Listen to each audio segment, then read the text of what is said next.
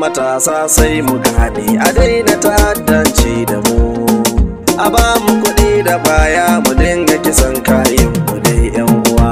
Matasa duk mu gane a daina ta'addanci da mu, a ba mu kuɗi da kwaya mu dinga kashe kayan mu dai yan uwa.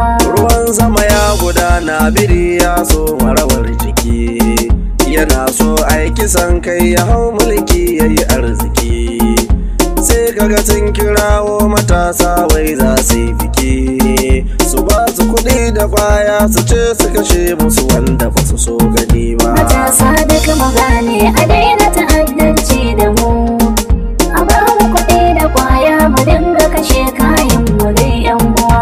Su kuma mahaukatan sai su ɗau arda da bakin kaho, su ɗauko gariyo har da sandaran kigar maho, in sun samu mulki su kyale matasa su yi gaho, ba za su so su amsa kiransu saboda gyaran hali ba.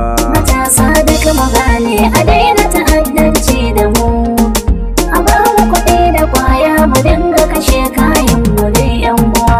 Ba sa tausayin ɗan adam in ba 'ya'yansu ba, ba sa baiwa kowa kuɗi in ba matansu ba, ba sa bai mutum kwangila in ba danginsu ba, ko wani wanda ke sa ake kashe al'umma idan ya yi ba. Matasa duk mu gane a daina ta'addanci da mu, a ba mu kuɗi da kwaya mu dinga kashe kayan mu dai yan uwa. In ka gano matashi da kyauta to na tabbata ya yi kisan mutane da duk su ne suka ambata, ko kuma ya yi waka ta ɓatanci ga matsangwata, ko ya samu mashi akan zai soke mahasada 'yan uba. Matasa duk mu gane a daina ta'addanci da mu, a ba mu kuɗi da kwaya mu dinga kashe kayan mu dai yan uwa. A ba mu kuɗi da kwaya mu dinga kashe kayan mu dai yan uwa.